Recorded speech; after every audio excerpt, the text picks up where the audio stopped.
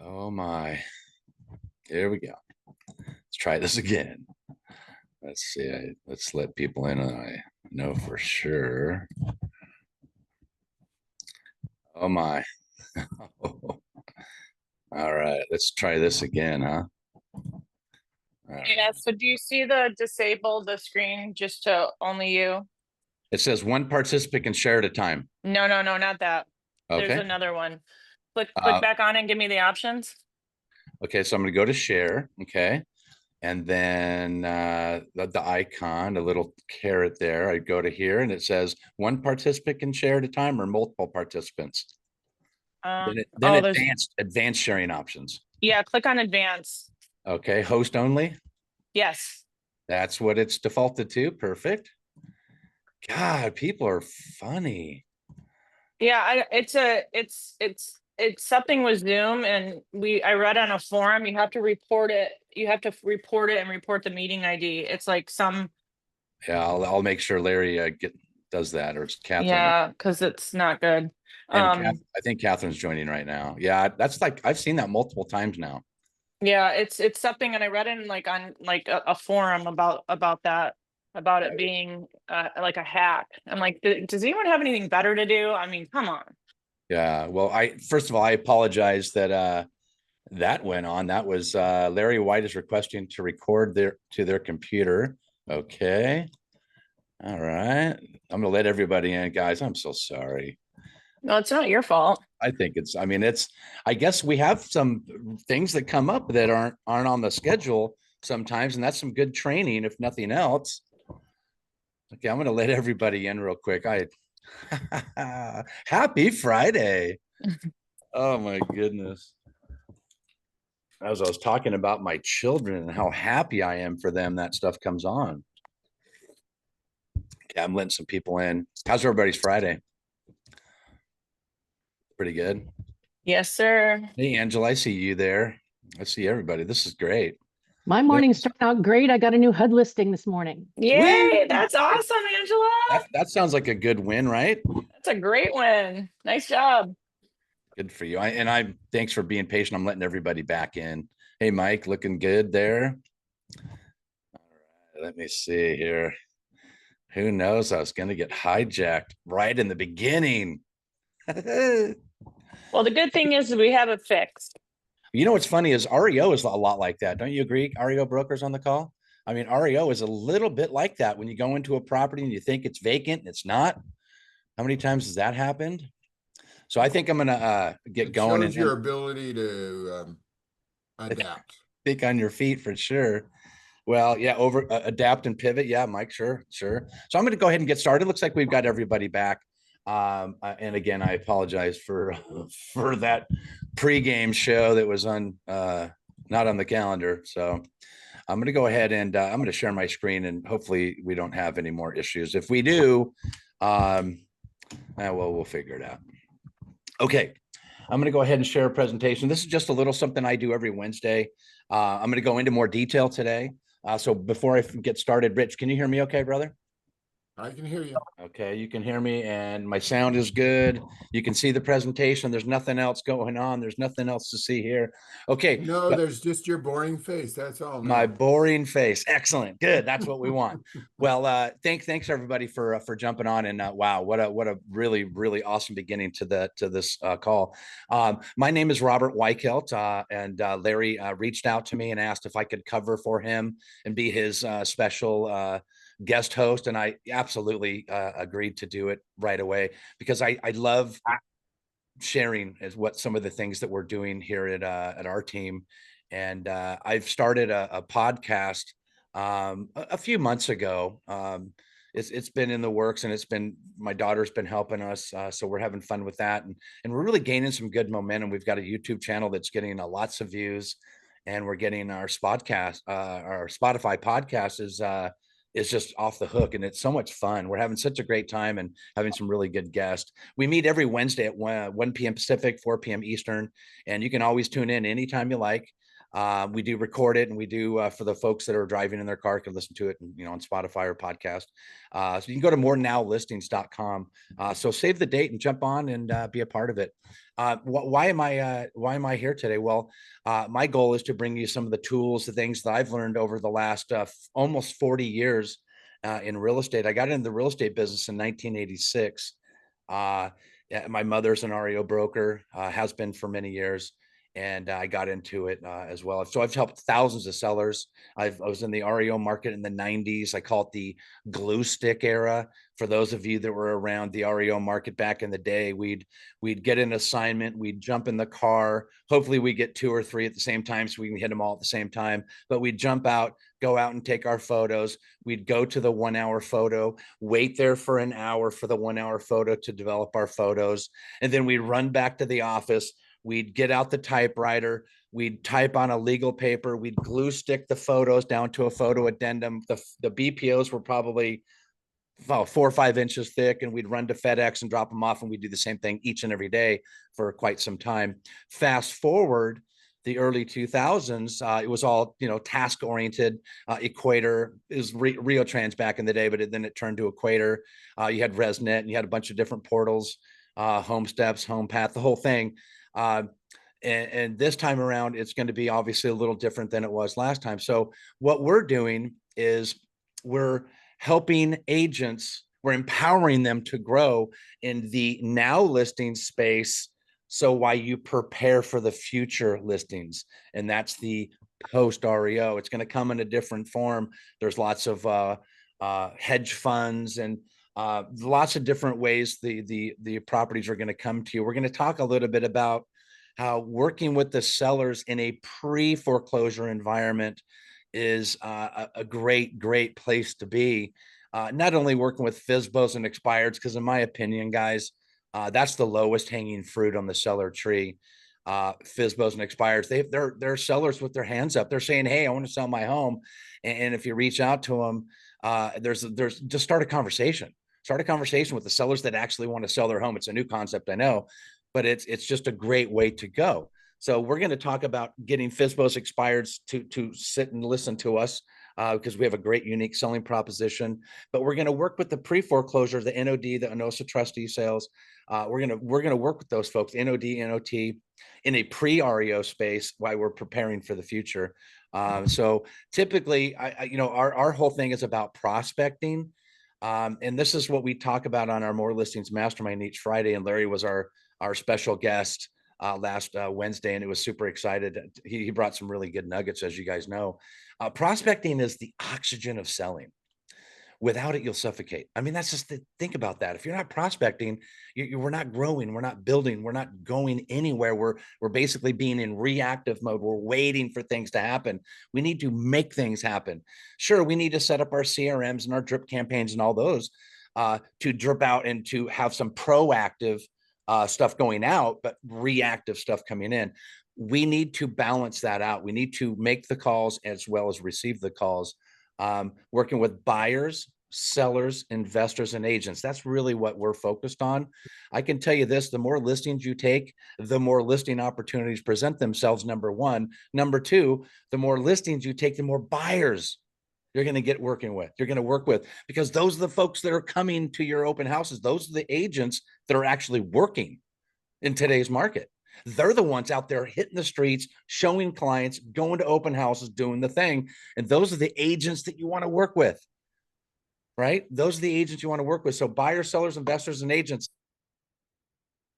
Taking more listings allows you to work with those groups. Now, I'm going to talk about some things that we talk about on our podcast and things that I've held true to my heart for my whole career. I went to a Mike Ferry seminar, I think like 6 days in the business. It was back in the day when he was just getting started. He was probably 10 years into the business by that time. But my point is, it was a long time ago. So the 5 habits that you'll need to grow your real estate business starting today. If you are looking at your pipeline and go, wow, I don't have a pipeline, I don't have any pending, I don't have any active listings, you need to ask yourself, what am I going to do to make it change? And these are the 5 habits you're going to help. You can start today and start getting listings. Number 1, lead generate. If you're not lead generating, you're not growing. You're hoping and praying, and that's a terrible strategy. You need to lead generate. You need to reach out to your database. Absolutely. You need to reach out to the folks that said, I want to sell my home. I want to sell. I'm a FSBO. I want to sell. I think I can do it on my own. Most of the time they cannot. Nowhere near what we can provide them for. We're always getting them more money for their home, and that's what they want. So no exceptions. Block out 90 days in your calendar for focused prospecting, consistent, continual prospecting. Put it on your calendar and treat it as an appointment, or it won't happen. Number 2, track and measure your numbers, guys. You got to track and measure your numbers, because what gets measured gets improved. Okay. I'm going to let a couple people in here real quick. Let me just go ahead and make sure it's not some crazy AI nonsense. I'm afraid to let people in. Let's see. Give me 1 second, guys. Thank you so much for being patient. Number 3, set appointments daily. And here's the real big thing we need to worry about as agents. A day without a seller or buyer appointment, that's a red flag in our business. We need to have a conversation every single day with somebody. Buying, selling, investing, whatever. We need to have conversations. And the biggest thing we need to remember is number 4 is follow up. We need to follow up. Fortune is in the follow up. You need to have your CRM clicking on all cylinders. I got to be honest with you, mine's nowhere near where it needs to be, but it's a work in progress. Always make sure your database is getting touched, because if you don't touch them, someone else will. So make sure you're reaching out to your database. I just received a $1 million listing for a triplex just from following up with one of my sellers. Hey, Josh. Hey, Janelle, how you guys doing? Oh my God, it's so great. The kids are getting old. I see them on Facebook. I just wanted to say hi. It's just so awesome talking to you. How is everything going at the company? You know, what's going on? Who do you know that wants to get into the real estate game? You know, people are always asking you how you bought your first home. Let's have a conversation. He goes, one of my employees he's selling his home. He's going through divorce. He's selling his triplex, $1 million listing just from conversations. So you got to follow up like a pro. And these FSBOs, they think they don't need an agent, but when you follow up with them and they're still sitting on the market, they certainly do. Number 5, you got to sharpen your skills. You got to find, whether it be masterminds or trainings or any of those things, you need to plug into the things that inspire you. You got to get inspired. Now, I know a lot of people jump on Larry's calls because we're very, very REO centric. We know how the default space works. So we're very bullish on that space. We need to make sure that we're preparing ourselves so when that space does arrive, that we're clicking on all cylinders. Cool. So here's a quote. It's one of my favorites. Do something today that your future self will thank you for. And that's called putting your prospecting on your calendar. Put it on your calendar and do it. Cool. Let me go ahead and share some, I got some other good stuff. Angela knows this better than anybody that I can see on this call, is every single listing appointment since March of 2020 has all been done via Zoom. And the reason why I bring that up is because Carla and I are traveling the United States in our RV. We've been hopscotching all over the country. We're currently in just outside of Lexington, Kentucky, currently heading down to Tennessee tomorrow. And then we take off back towards San Diego the long way, probably through Florida and then all the way down the southern states. But we get to do that because we have a business that's efficient and effective. I can take a meeting with sellers on a Zoom call, get the listing going, and boom, we're rocking and rolling. Find ways to be efficient and effective in your business, at least initially. If you're going to reach out to sellers, do it by Zoom in the beginning. Buyers and investors and agents are no different. At least have the initial consultation so the expectations are met via Zoom. Find an efficient way to run your business. Find an efficient way to drive massive traffic to your properties as well. Because at the end of the day, the open house, that's the only thing that matters. More eyes equals more offers. So you got to figure out, what am I doing to drive massive traffic to my properties? Here's a quote I always like to bring up. It blows my mind. 78% of sellers list with the first agent who calls them. You know what that means to me? You know that how that hits me? It's like, I'm going to start making calls, even if you don't know what to say. Have a conversation with people. I mean, obviously, the more you have your scripts dialed in and they're internalized and you know what you're doing, the better. But guess what? Get that momentum going. Call every single expired in your market right now. Why did your home not sell? And let them talk. What do you think will help sell your home this next time? Let them talk. And then show them your unique selling proposition. I'm telling you, it's absolutely amazing. Just have conversations. Call up a for sale by owner and just have a conversation. So why'd you decide to sell your home on your own, if nothing else?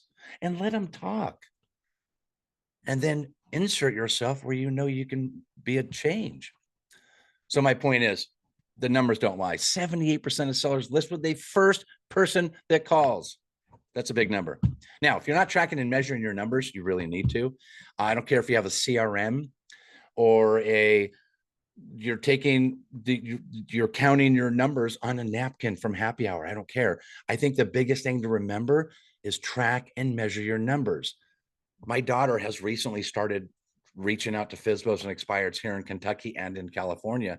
She just gave me a list of like 7 seller leads that want to meet with me. Are you kidding? She doesn't know anything about real estate. So you don't need to know a lot about real estate to schedule appointments. Schedule appointments, get them on your calendar, start having conversations. So you need to track and measure those numbers. I think the biggest thing is when we started this call today, we all started with wins. And did you kind of feel the vibe? It's like sharing your wins, big or small, we need to share them all. We need to look back at the week that was and say, you know what? I'm proud of what I did this week. I'm proud that my pipeline is getting filled with seller appointments. Look back and see what's working and go do more of that. And the stuff that's, oh man, I've tried and tried and tried, that's not working. Have a conversation with one of your peers saying, hey, here's what I've been doing. It's not working. What are your thoughts? Think about it, but you need to be tracking and measuring so you know what's not working. If you're just spending a bunch of money on marketing postcards and all these different things, and you're not tracking and measuring it, how do you know it's even working? So I think the biggest thing is we need to be out there working with buyers, with sellers, with investors and agents. We need to be prospecting every single day. Now, I would certainly recommend that when you're prospecting FSBOs, prospect all the FSBOs at one time. So you're in that rhythm, that calling FSBOs mode, right? And then when you're done with the FSBOs, put them aside, put on your expireds hat and call the expireds and get in there, the space of working and helping expireds, and then put that aside and then get your notice of default and your notice of trust deed sale default services hat on and reach out to those folks. I can tell you, when you have a conversation with a homeowner, and it's just so we're clear, of the 100 that are out there, you're going to talk to 2, 3, 4, 5, maybe 10 absolutely at the highest. You're not going to talk to a lot, but the ones you do talk to, they're all going to tell you one thing: I want to keep my home. Fantastic. I want to help you keep your home. And if you can help them keep their home, how awesome is that? Huh? Goosebumps kind of awesome, right? Goosebumps kind of awesome, but also knowing that a very high percentage of those folks will not be able to keep their home. And I don't want that on anyone. I don't want anyone to lose their home. However, I need to be a resource for them. I need to be a resource for them before their home goes to foreclosure. Because I'm telling you what, most people bury your head in the sand and just think, oh, I think it'll be okay. It'll be okay. And that's not how you do it. We need to take action, get that thing fixed. We need to contact the lender and look for solutions, options where they can keep their home. And when they cannot, we've exhausted all those opportunities. We need to make sure we're there as a resource to help them sell their home. I've had sellers call me back and they've had relatives in the business, but because I walked them through that very difficult process, mostly they don't want to tell their family members they're in that situation. But more importantly, we walked them through that process and they're calling us to get their home listed, and they're referring us to all their friends and family. And it's kind of how that works, right? So if you ever have any questions about, wanting to not just survive in real estate, but thrive, reach out to me. We'll do a strategy session. I have no problem doing that. So with that said, enough of that. I'm going to share a more listing strategy that I've been using. I'm going to share some of the marketing. I'm going to share what I talk to sellers about. And we're going to have just a quick conversation on things that we need to be saying to sellers. And I would love to hear your feedback towards the end. So, get a notepad, go old school like me, notepad, paper, pen, whatever, and start taking some notes, do a screenshot, do whatever you need to do. But let's start figuring out what we're going to do to grow our business. Now, this is one of the first quotes I heard when I first got in the business. It's kind of stuck with me. You know, you hear things and they kind of stick with you. My mother told me when I first got in the business, she says, son, attitudes are contagious. Is yours worth catching? I was like, it took me a minute. It took me a minute. That one's always stuck with me, but this one stuck with me in terms of prospecting, right? Growing our business. Give a man a fish, you feed him for a day. Teach a man to fish, you feed him for a lifetime. My goal is to help agents go out and make things happen by doing the work themselves and building systems internally to help them grow. Now, there's nothing wrong with newer agents jumping on teams. I think it's fantastic. It's a great idea. We've got a Zillow Flex team. We've got a Seller Plus Leads thing. We've got a lot of different opportunities for newer agents and experienced agents that want to balance their business pipeline out. You know, that roller coaster of real estate. We've all been on it. But we've got a lot of great tools. But I'm going to share today working with FSBOs, expireds, and pre-foreclosure first. Then we're going to talk about working with attorneys. And then we're going to talk about geographical dominance and working in your farm area, working in your market, working in where you live, work and play, being the mayor of your community. So with that said, are you a specialist? Ask yourself that. Have you picked a niche? What is your niche? What are you kind of really good at? I know Angela talked about getting a HUD listing. She's really good at working with corporate sellers. What are you doing in addition to that? You know, are you working with FSBOs? Are you working with probate? What is your niche? Who are you working with? Likely to moves, expireds, investors, builders, FSBOs, the lowest hanging fruit on the seller tree. These are the options. But are we working with the lowest hanging fruit? Now, I'm not trying to say don't work with your database, but let's work with the FSBO that says, I want to sell today. That's called a now listing. Whereas somebody that you talk to in your database says, I'm going to sell in 5 years. Okay, that's a future listing. Let's get with our nows first. It's called prioritizing. And I personally think FSBOs are the best way to go. Think about it.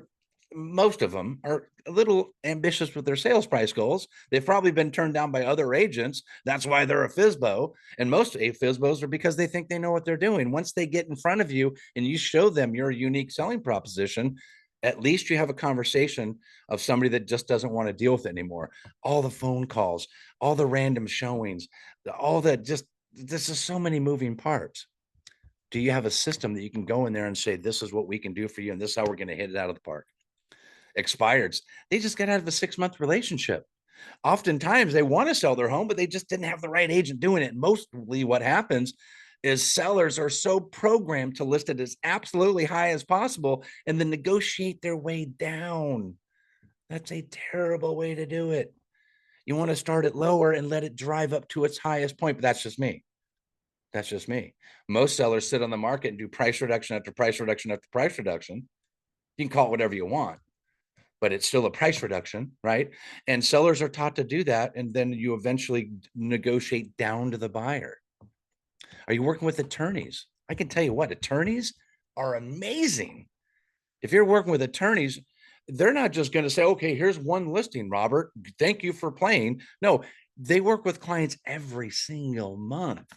You can get 2, 3, 4, 5, 6 listings a year, work with 10 attorneys. That's 60 deals a year, 60 opportunities per year.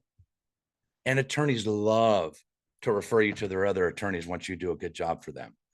Attorneys, working with attorneys is key. I've got a really killer attorney letter. If anyone wants it, I'll be more than happy to send it to Larry. Have a reciprocal relationship with attorneys. Probate, divorce, bankruptcy. There's a lot of attorneys out there that can dial you in and get business. And every attorney I've ever worked with, not one of them asked for a referral fee. Not one.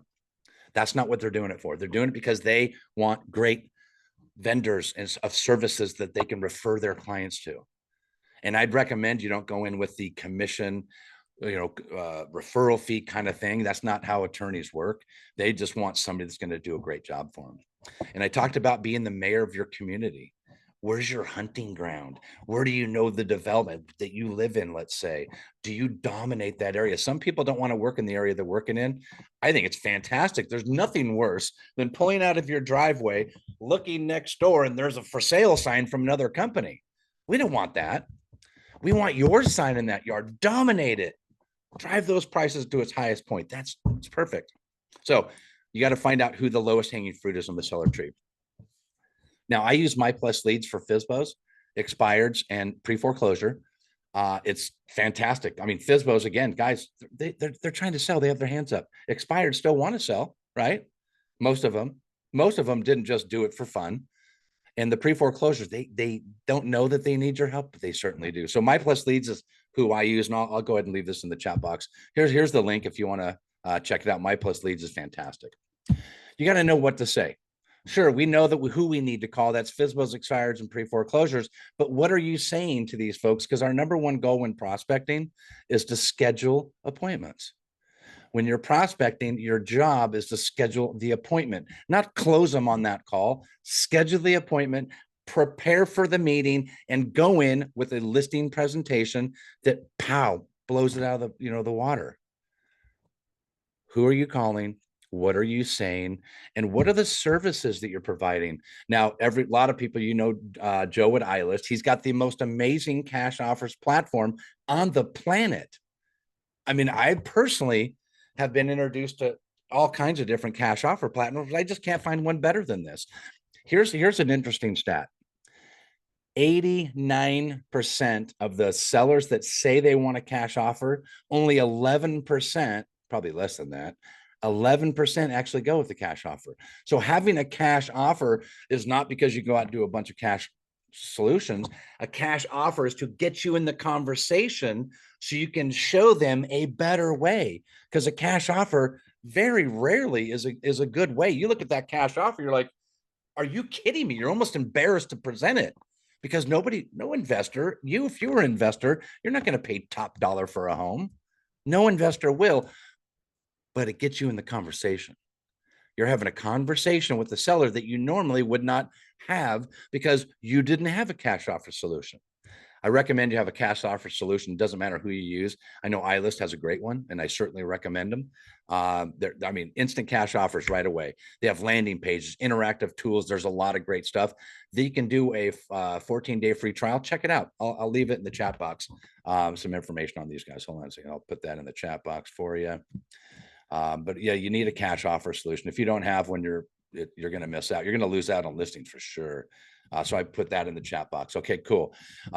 Most of you know that I do an online offers platform.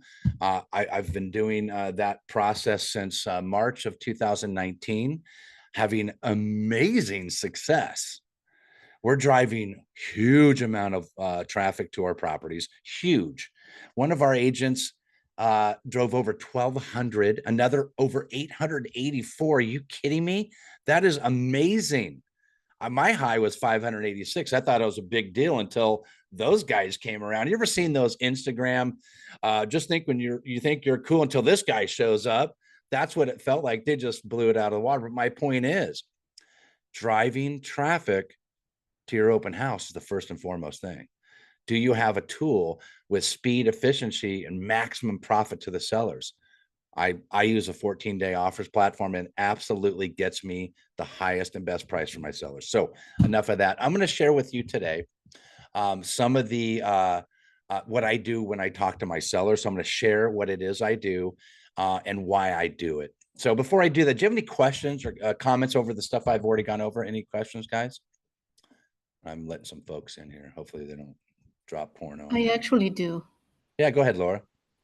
So, in non-disclosure states, which is not California, when you go online and you search sold prices for properties, usually you can't find any of that information, and therefore the valuations are extremely low.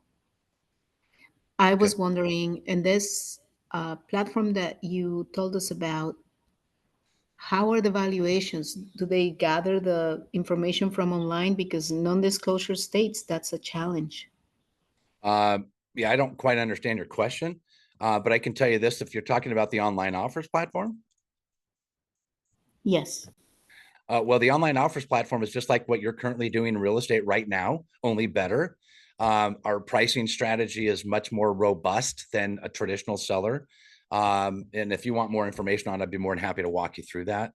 I think it's the best way to get, it's a transparent online offers platform, and it's driving massive traffic to the property. And then the buyers get to transparently compete. So it's exactly what you're currently doing in real estate, only better. So Okay. we'll go over that in more detail at the end. How's that, Laura? Okay. Cool. Okay. So at the end of the day, I've never, ever had a seller that said, if you can get me the least amount of money for my property, that'd be great. Every time they always want the highest and best price in the shortest amount of time. Do we agree? More eyes equals more offers. Remember that as well. And pricing is the key. Here's the key with any kind of marketing. I don't care what kind of platform you use, cash offer platform, an online offers platform, or just a traditional way of putting in the MLS and letting God sort it out. Either way is fine. But 3 strategies for pricing. If you price it high, you're going to attract less buyers. That's the way that one works. You price it at market, you'll attract more buyers, but if you price it below market, you get maximum buyers, therefore get a bidding war. Think about it. You get a bidding war, and that's what our goal is to get that price up to its absolute highest point possible. And when you price it properly, it populates to all of the syndicated websites, Zillow, Redfin, Trulia, etc. Makes sense? So it starts with pricing. And when you have pricing, you have traffic. People always want a deal. Buyers want a deal. So if you know that going in, what is wrong with having a line around the block for your open house? Nothing. It's awesome. Because if you think about it, a buyer's looking around going, whoa, everybody wants what I want. I want that. I've had sellers come up to me and say, I want this. And they point to the line. That's what we want, is we want to drive hundreds of buyers to our properties. I'm averaging between 200 and 300 on a pretty regular basis. I don't take mobile home listings. I don't take vacant land listings. I don't take listings that only one person in the whole world wants. I try to stay away from that stuff. I want properties. I want listings, 3-bedroom, 2-bath in a great community that everybody wants.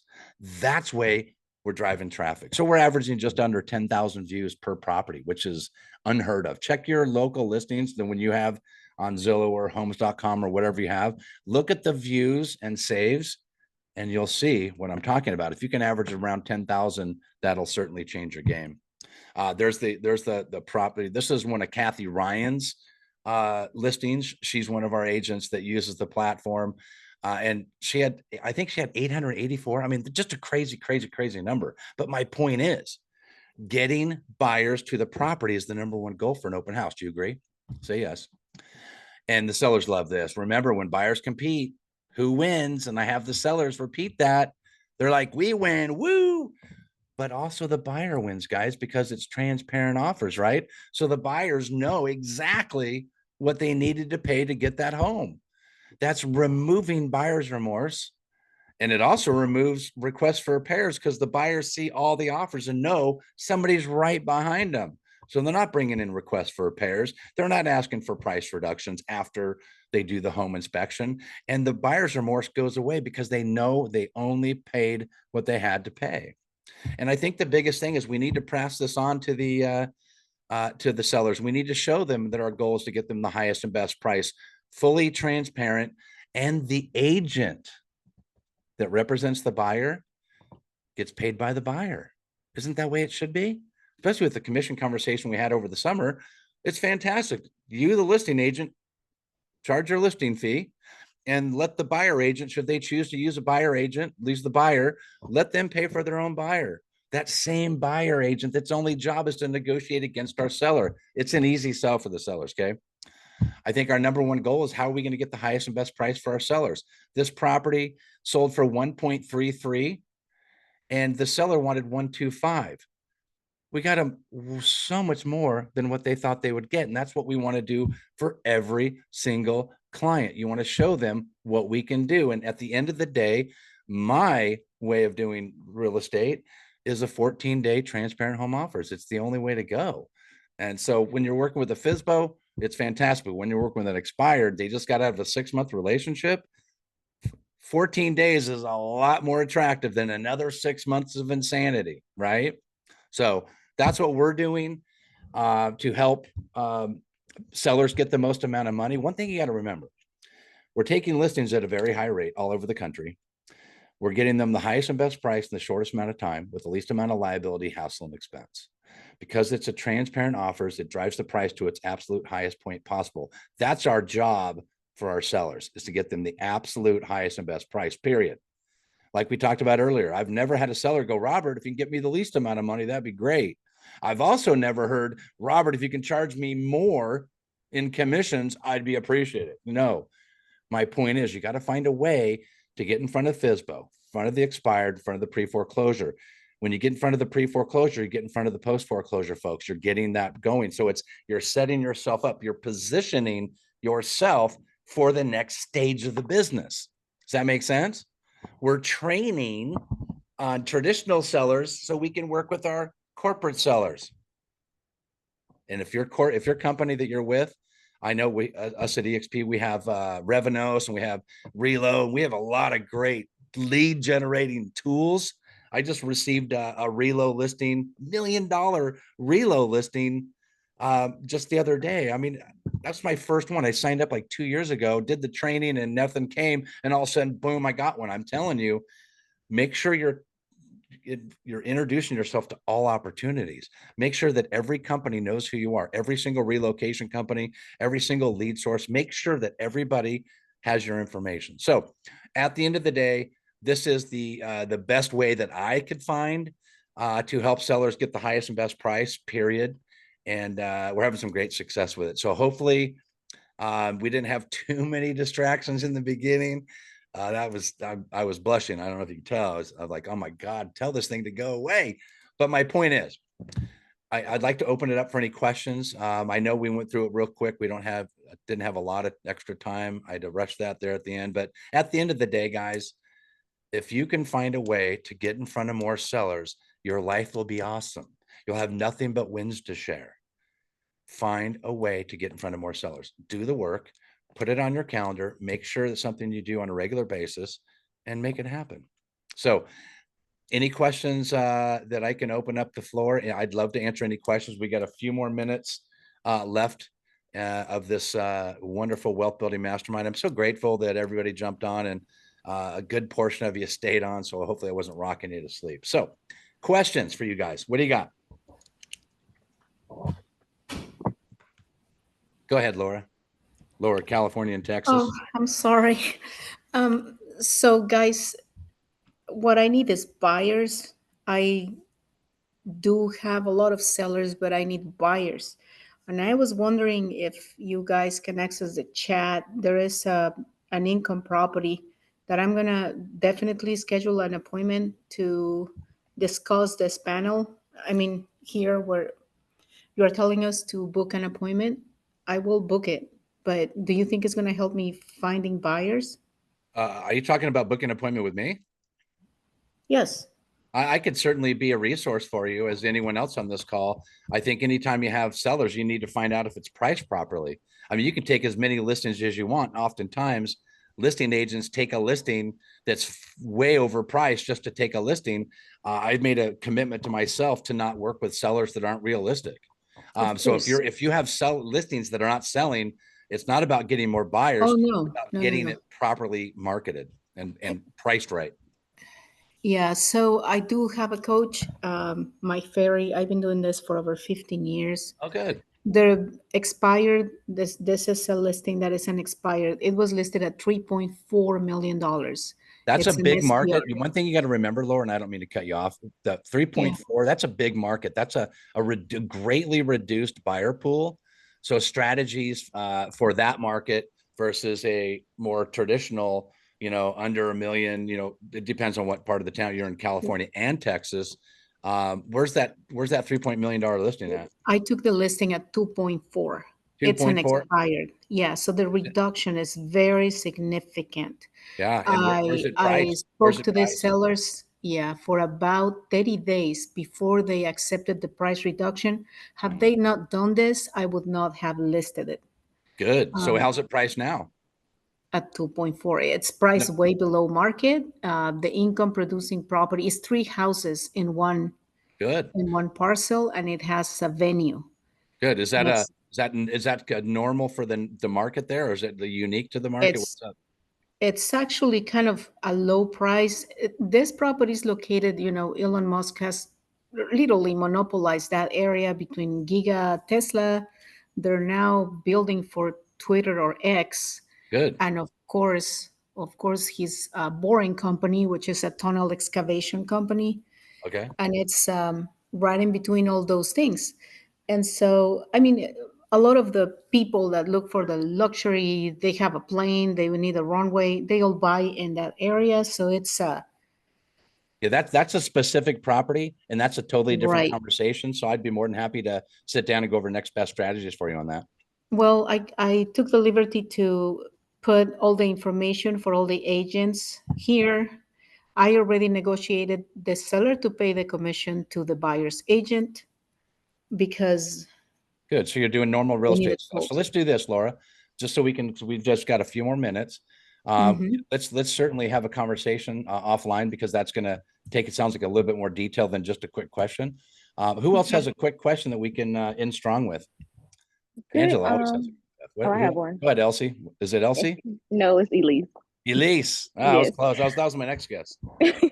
No problem. I just want to know, do you feel like the platform that you're using, do you feel like it works better in different price points, or do you feel like it works in all price points? It works better in price points where there's more than one buyer that want that home.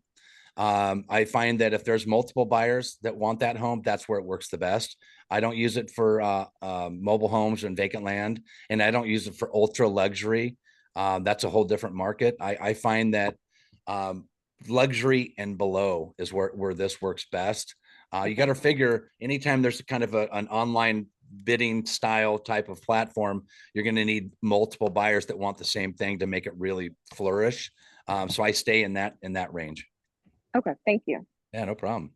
There's nothing more. My first one we did, my wife and I, we had no idea what to expect. I mean, we've been doing open houses and we've been doing REOs for many years. But when we did our first property using this style of selling, we had 300 plus people, and it was my wife and I, a lender, and one of my agents. We had no idea what to expect, and it was absolutely awesome. It felt like people were parachuting out of the sky and all of a sudden at the open house. It was awesome. So it's been a great tool for me. It's not for everyone, but it's certainly, if you want more sellers, because you got to remember, every listing we take, we need to have 5 other opportunities, whether it be more sellers, more buyers, more investors, more agents. We need to turn that one listing into 5 opportunities, and doing it this way has by far been exceeding my expectations for sure.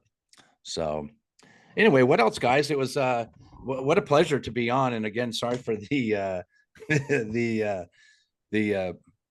the highlight reels of somebody's whatever. But anyway, thanks for jumping on. If there's nothing else, I want to thank Larry White for allowing me to be a guest host today. I really do appreciate it.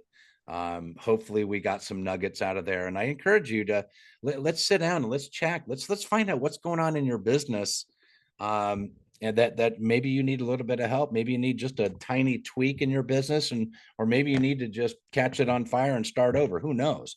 But let's take a look at what's going on in your business. I'd love to do that with you. I'm absolutely not selling anything. I just want to be a resource. I enjoy helping others, and I truly do. And I think the people that I have helped on this call, I think, know that. We have a lot of great things to do. I think at the end of the day, who are we calling? What are we saying? And how are we doing it? How efficient are we with our business? So with that said, I appreciate everybody's time today. And if you want to reach out, you certainly can use this QR code. I'd be more than happy to sit down with you. And again, I want to thank Larry White for having me on today. And I wish all of you nothing but just massive, massive success.